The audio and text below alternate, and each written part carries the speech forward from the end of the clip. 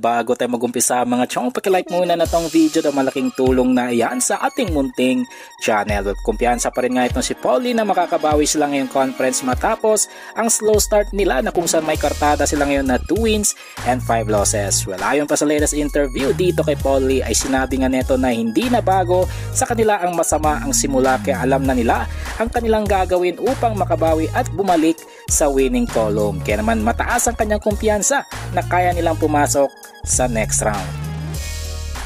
Sa kabilang dako, punta naman tayo kay Jamie Malonzo na hindi pa pala sigurado kung makakapaglaro mamayang gabi kontra San Miguel Beermen. Well, ayon pa sa latest report, makikita na ng mga fans itong si Jamie Malonzo sa bench ng Barangay Ginebra, pero hindi pa sigurado na paglalaro nito ni Coach Tim Cone, na kung saan ang nakikitang dahilan ay ayaw na muna ni Coach Tim na biglain ang kanyang prize high flying forward. So abangan na lang natin mga chong kung paglalaruin ba ni Coach Tim Cone ito si Jamie Malonzo o hindi. Well, panguli sa timbalita mga chong patungkol naman sa former rookie ng San Miguel Beermen na si Kit Jimenez na nagdesisyon na maglaro para sa Zamboanga Valientes na sasali sa Dubai tournament. Well, ayon pa sa latest report, sumang-ayon na si Kit Jimenez sa kanyang matatanggap na sahod sa Zamboanga Valientes para sa 10-day tournament sa Dubai, pero hindi pa neto napipirmahan ang kontrata, at ito ay dahil gusto na muna ni Kit Jimenez na kausapin ang SMC management patungkol sa kanyang desisyon